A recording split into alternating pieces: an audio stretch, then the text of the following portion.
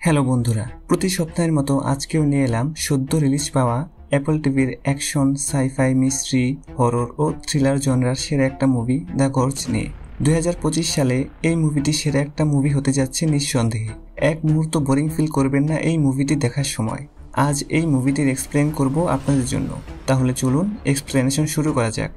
গল্পের শুরুতে আমরা ড্রাসা নামের একটি মেয়েকে দেখতে পাই, যে কিনা একজন দুর্ধর্ষ স্নাইপার। একটা টার্গেটকে ডাউন করার জন্য সে একটা জঙ্গলে অনেক দিন থেকে লুকিয়ে আছে। একদিন সকালে সে তার টার্গেটকে প্লেন থেকে নামতে দেখতে পায়। তখন ড্রাসা তার সেই টার্গেটকে টার্মিনেট করে। অন্যদিকে গল্পের আরেকটি প্রধান চরিত্র, যার নাম লিভাই, আর লিভাই হচ্ছে প্রাক্তন মেরিন অফিসার, কিন্তু বর্তমানে সে প্রাইভেট কন্ট্রাক্টে স্নাইপারের কাজ করছে। তবে লিভাই অতীতের ভয়ানক মুহূর্তগুলো প্রতিনিয়ত স্বপ্নে দেখে, আর সেজন্য ডিপ্রেশন দূর করার জন্য সে সমুদ্রের তীরে এসে সময় কাটায় আর কবিতা লেখে। যেমনটা বলছিলাম যে লিভাই প্রাইভেট কন্ট্রাক্টের কাজ করে, তো তার ফোনে একটা কন্ট্রাক্টের টেক্সট আসে। যেহেতু সে কোনো কাজ না থাকায় বোর হচ্ছিল, তাই সে দেরি না করেই তার ক্লায়েন্টের কাছে চলে আসে, যেটা কিনা একটা মেরিন বেজ, আর দেখা করে একজন মহিলার সাথে যার নাম বার্থোলোমিউ। তো বার্থোলোমিউ লিভাইকে বলে যে তার কোনো ফ্যামিলি আছে কিনা বা কোনো গার্লফ্রেন্ড। তখন লিভাই বলে যে তার কেউই নেই, সে সম্পূর্ণ একা, আর বার্থোলোমিউ এরকম একজনকেই খুঁজছিল তার কাজের জন্য। একদম শুরুতে আমরা যে মেয়েকে দেখেছিলাম, ড্রাসা, যে কিনা একজন স্নাইপার, সে তার কন্ট্রাক্টের কাজ শেষ করে লিথুনিয়াতে চলে আসে, যেখানে তার বাবা থাকে। সেখানে এসে ড্রাসা তার বাবার সাথে একটা সিমেট্রিতে দেখা করে, আর এই সিমেট্রিতে তার মাকে কবর দেয়া হয়েছে।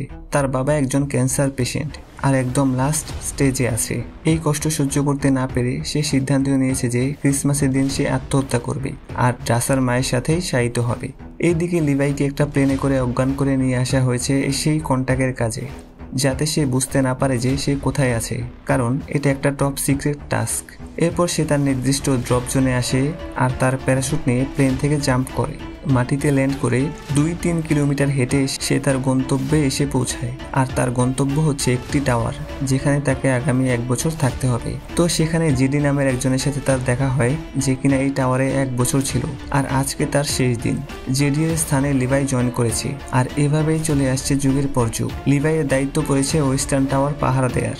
টাওয়ারের সামনে রয়েছে গর্জ বা গিরিখাত, আর অন্য পাশে ইস্টার্ন টাওয়ার। এই টাওয়ারগুলো কেন বানানো হয়েছে, তাকে কি কি করতে হবে, কি কি করা যাবে না, সবকিছু জেডি লিভাইকে বুঝিয়ে দেয়। এখানে খাবার নিয়ে কোনো চিন্তা নেই, ওয়েপন নিয়েও কোনো চিন্তা করতে হবে না, আর বিশেষ করে ইস্টার্ন টাওয়ারের সাথে কোনো ক্রমেই যোগাযোগ করা যাবে না, কারণ ইস্টার্ন টাওয়ার কন্ট্রোল করে রাশিয়া, চীন আর সোভিয়েতের কান্ট্রিগুলো, আর ওয়েস্টার্ন টাওয়ারের দায়িত্বে আছে ওয়েস্টার্ন কান্ট্রিগুলো, যেমন আমেরিকা, ইংল্যান্ড এরা। তো লিভাই জেডিকে জিজ্ঞেস করে যে তাকে এই টাওয়ারে কি কি কাজ করতে হবে। তখন জেডি বলে যে তাকে এই গর্জটা পাহারা দিতে হবে।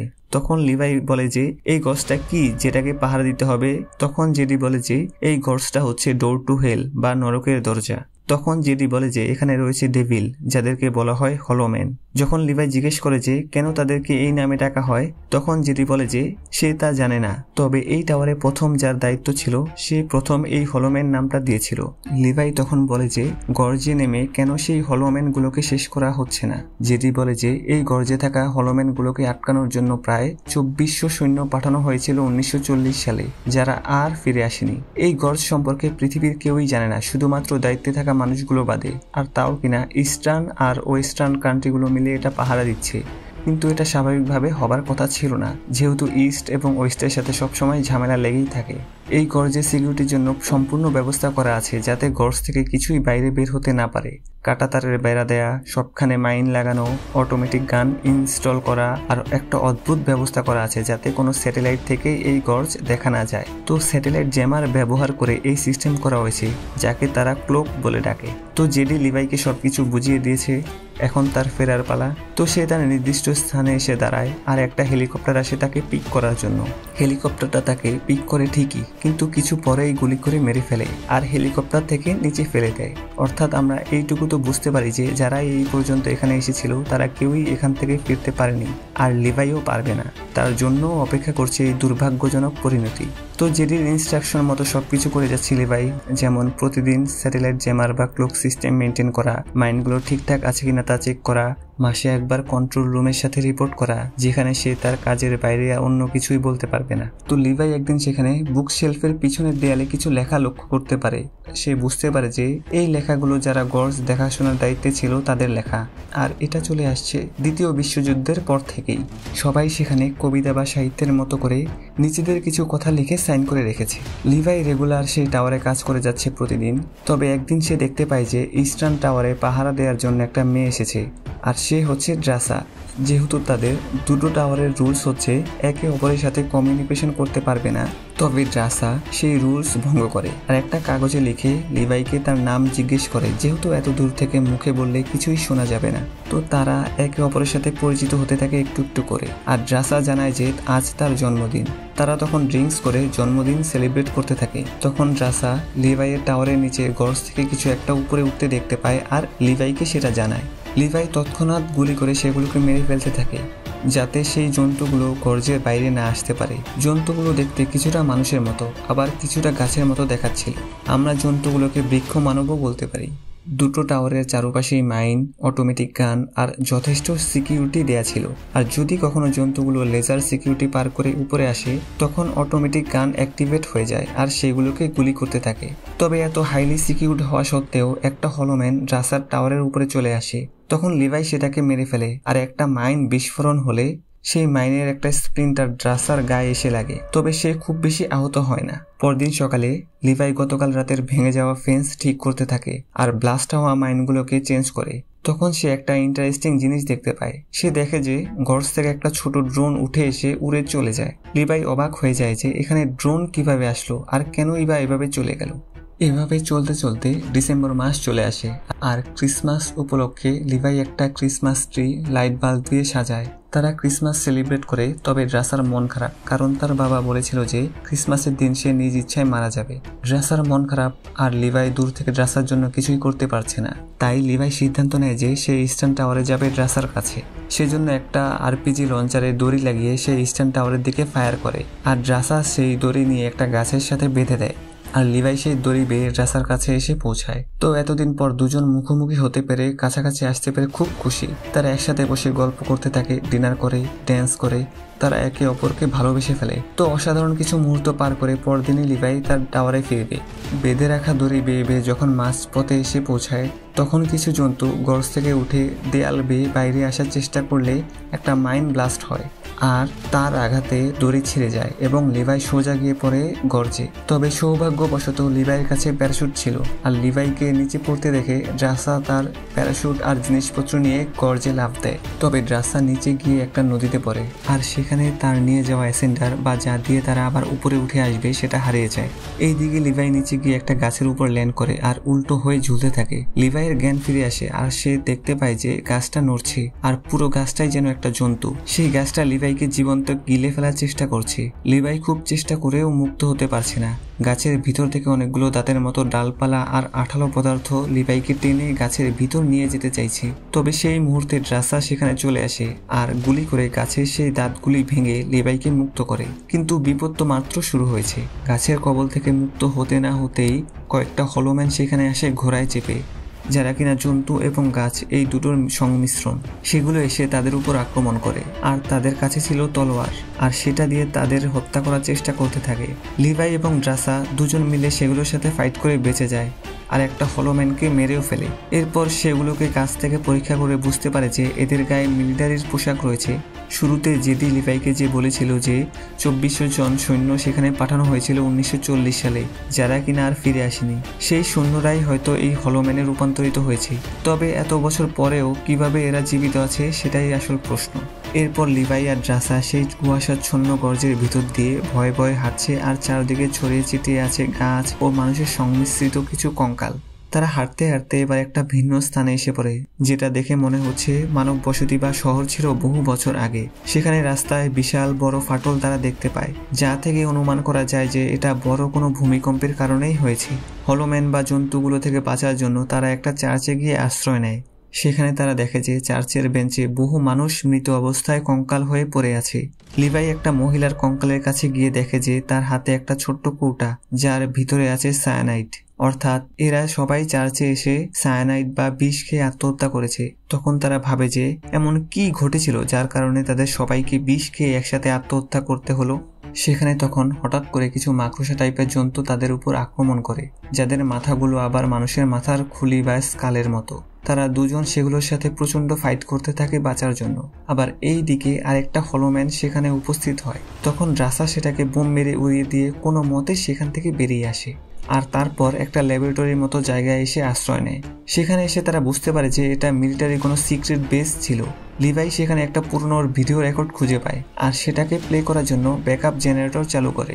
এরপর তারা ভিডিওটা প্লে করে, আর ভিডিওটা দেখার পর তারা পুরো রহস্যটা উদ্ঘাটন করতে পারে। এই স্থানটা একটা টপ সিক্রেট ল্যাব, যেখানে ইস্ট এবং ওয়েস্ট কান্ট্রিগুলো মিলে বায়োলজিক্যাল ওয়েপন ডেভেলপ করার জন্য রিসার্চ করত। মূলত হিটলারকে হারানোর জন্য তারা এই বায়ো ওয়েপন ডেভেলপের কাজ শুরু করে, কারণ ওপেনহাইমার অ্যাটম বোমা আবিষ্কার করে ফেলেছে ততক্ষণে। তাই তাদেরও শক্তিশালী একটা ওয়েপন ডেভেলপ করতেই হবে। সেজন্য তারা একটা প্রোটোটাইপও বানিয়েছে, কিন্তু দুর্ভাগ্যবশত একটা বড় ভূমিকম্প হয়, যার ফলে তাদের সেই বায়ো ওয়েপন ড্যামেজ হয়, আর সেটা লিক হয়ে গ্যাস ছড়িয়ে পড়ে চারদিকে। আর যারাই এই গ্যাসের সংস্পর্শে এসেছে তারাই মিউটেন্ট হয়ে গিয়েছে, সেটা মানুষ হোক কিংবা প্রাণী বা গাছ। ভিডিওতে আরও বলেছে, যদি কেউ এই গ্যাসের সংস্পর্শে আসে তাহলে তার হাতে 5 দিন সময় থাকবে, আর এই 5 দিন অতিবাহিত হলেই তার মাঝে বায়ো ওয়েপনের এফেক্ট দেখা দিতে শুরু করবে। যে সায়েন্টিস্ট এই ভিডিও রেকর্ড করেছিল সে নিজেও এতে আক্রান্ত হয়েছে। তো লিভাই আর ড্রাসা আরেকটা রুমে আসে, কিন্তু এখানে অ্যাডভান্স কম্পিউটার সিস্টেম তারা দেখতে পায়, যেগুলো দ্বিতীয় বিশ্বযুদ্ধের না। তখন লিভাই সেই কম্পিউটারের অ্যাক্সেস নেয় আর দেখে যে এই সিস্টেম ডার্ক লেক নামক একটা প্রাইভেট সিকিউরিটি কোম্পানির, যারা এখানে রিসার্চ করছে। আর আগে যে লিভাই ছোট একটা ড্রোন দেখেছিল সেটা এই ডার্ক লেক কোম্পানিরই ড্রোন ছিল। এই ড্রোনগুলো দিয়ে তারা গর্জে থাকা জন্তুগুলোর ডিএনএ স্যাম্পল কালেক্ট করছে আর সেগুলো রিসার্চ করছে, কারণ তারা এই জন্তুগুলোর ডিএনএ দিয়ে সুপার সোলজার বানানোর কাজ করছে, যারা কিনা সাধারণ মানুষ থেকেও বহুগুণ বেশি শক্তিশালী হবে। আর তখন তারা বুঝতে পারে যে এত ভয়ানক জেনেও কেন তারা এই গর্জটা ধ্বংস করছে না।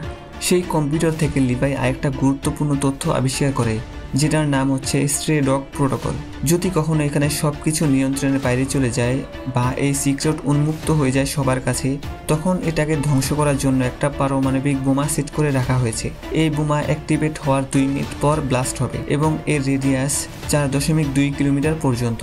তো শেষ পর্যন্ত এই গর্জ সম্পর্কে তার সবকিছু জানতে পেরেছে, কিন্তু এখন তাদের ফেরার পালা। তবে তাদের এখান থেকে বের হতে হলে সেই জন্তুগুলোর সাথে ফাইট করেই বের হতে হবে, কিন্তু তাদের কাছে যে বুলেট ছিল তা প্রায় শেষ। ড্রাসার ব্যাগে তো বুলেট আছে, তবে সে তার ব্যাগ হারিয়ে ফেলেছে। তখন তারা সেই ল্যাবের দরজা দিয়ে বাইরে আসলে দেখতে পায় যে দরজার বাইরে ড্রাসার ব্যাগটা রাখা। তাদের বুঝতে আর বাকি থাকে না যে হলোম্যানগুলোই ব্যাগটা এখানে রেখেছে, যাতে তারা ব্যাগ নিতে আসে আর জন্তুগুলো তাদের ধরে ফেলতে পারে। হলোম্যানগুলো জন্তুতে পরিণত হলেও তাদের থিঙ্কিং অ্যাবিলিটি কিন্তু রয়েছে, যেহেতু তারা আগে মানুষই ছিল। লিভাই আর ড্রাসা তখন একটা স্মোক গ্রেনেড মেরে অতি সাবধানে এগুতে থাকে, কিন্তু দুর্ভাগ্যবশত একটা হলোম্যান ঘোড়ার মতো মিউট্যান্টে চড়ে এসে ড্রাসাকে ধরে নিয়ে একটা কেমিক্যাল ফ্যাসিলিটিতে নিয়ে আসে। তো এই জন্তুটা খুব অদ্ভুত, সে দেখতে অর্ধেক গাছ আবার অর্ধেক মানুষ, আবার তার বুকের ভিতর থেকে একটা সাপ বের হয়ে আছে। জন্তুটা ড্রাসাকে মেরে ফেলার চেষ্টা করতে থাকে, তবে সময় মতো সেখানে লিভাই এসে উপস্থিত হয় আর জন্তুটাকে মেরে ফেলে ড্রাসাকে সেখান থেকে উদ্ধার করে। তারা এখন যেখানে আছে এটাই ছিল বায়োকেমিক্যাল ওয়েপনের সেন্টার পয়েন্ট, আর এখানেই সবচেয়ে ভয়ানক অবস্থা বিরাজ করছে।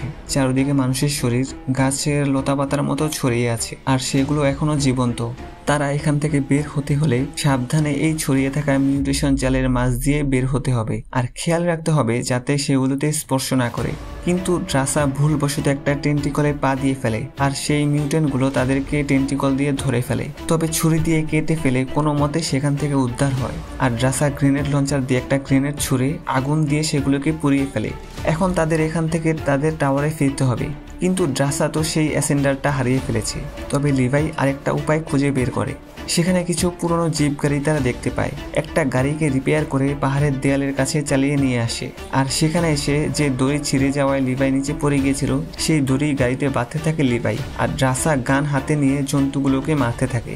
এরপর দুজনে গাড়িতে উঠে ভার্টিক্যালি উপরের দিকে উঠতে থাকে গাড়ি চালিয়ে, কিন্তু জন্তুগুলো দড়ি বেয়ে পাহাড় বেয়ে উপরে উঠতে থাকে আর তাদের উপর আক্রমণ করতেই থাকে একের পর এক। লিভাই তখন সেগুলোকে মারতে থাকে, তবে একটা পর্যায়ে লিভাই বুঝতে পারে যে এভাবে তারা আর বেশি দূর আগাতে পারবে না। তখন সে তেলের ট্যাঙ্ক ফুটো করে দেয় আর সেই তেল জন্তুগুলোর গায়ে পড়ে। এরপর সেটাতে আগুন জ্বালিয়ে দেয় লিভাই। শেষ পর্যন্ত জন্তুগুলোর হাত থেকে রক্ষা পেয়ে উপরে উঠে আসে তারা, যেহেতু তারা গর্জে গিয়ে সেই ভয়ানক বায়োকেমিক্যাল গ্যাসে এক্সপোজ হয়েছে। তবে কয়েক ঘন্টার এক্সপোজারে বিশেষ ক্ষতি হবার কথা তো না, তাও তারা 5 দিন কোয়ারেন্টাইনে থাকবে আর যদি সুস্থ থাকে তাহলে এই স্থান ত্যাগ করে পালাবে। প্ল্যান অনুযায়ী লিভাই তার টাওয়ারে ফিরে আসে। এরপর নিয়ম অনুযায়ী লিভাই যখন কন্ট্রোল সেন্টারে যোগাযোগ করে তখন কন্ট্রোল সেন্টার থেকে বলা হয় যে লিভাইয়ের সাথে তার বস অর্থাৎ বার্থোলোমিউ কথা বলবে। তখন বার্থোলোমিউ লিভাইকে প্রশ্ন করে যে তাদের রিসার্চ ড্রোনের কম্পিউটার সিস্টেম অ্যাক্টিভেট হয়েছে, সে কি এটা সম্পর্কে কিছু জানে বা সে কি গর্জে প্রবেশ করেছে কিনা।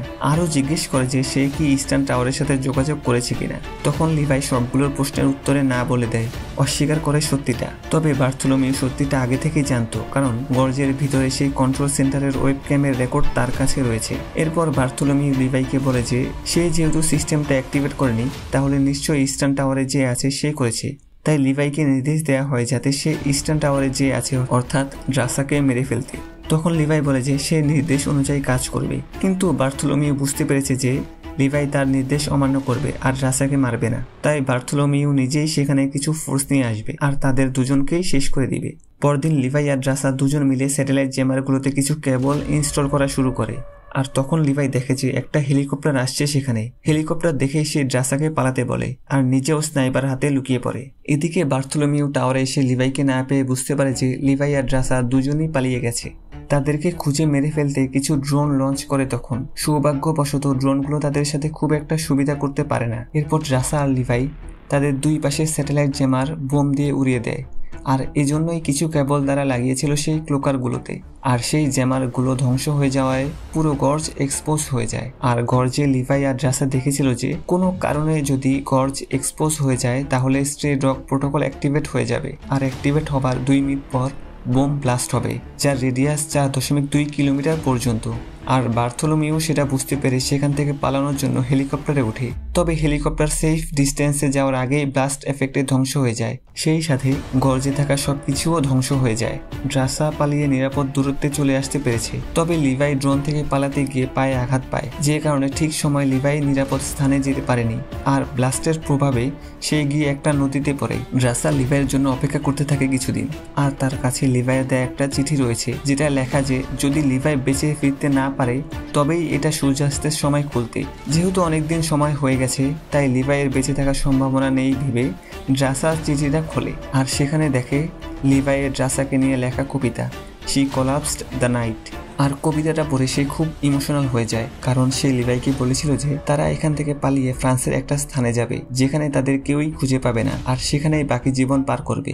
কিন্তু তার এই ইচ্ছে আর পূরণ হলো না। ড্রাসা ফ্রান্সের সেই স্থানে এসেছে আর একটা রেস্টুরেন্টে কাজ নিয়েছে। তো প্রতিদিনের মতো সেদিনও ড্রাসা সেখানে কাজ করছে। তখন সেখানে একজন নতুন কাস্টমার আসে আর তাকে দেখে ড্রাসা অবাক হয়ে যায়, কারণ সেই কাস্টমার হচ্ছে লিভাই। অর্থাৎ লিভাই সেদিনের সেই বোম বিস্ফোরণ সার্ভাইভ করতে পেরেছে আর তাদের শেষ পর্যন্ত একটা সুন্দর এন্ডিং হয়। তো এই ছিল আজকের ভিডিওটি ভালো লাগলে লাইক দিবেন, কমেন্ট করে জানান পরবর্তীতে আর কি মুভি দেখতে চাচ্ছেন। আর কোনো ভিডিও মিস করতে না চাইলে চ্যানেলটি সাবস্ক্রাইব করে রাখুন। ধন্যবাদ।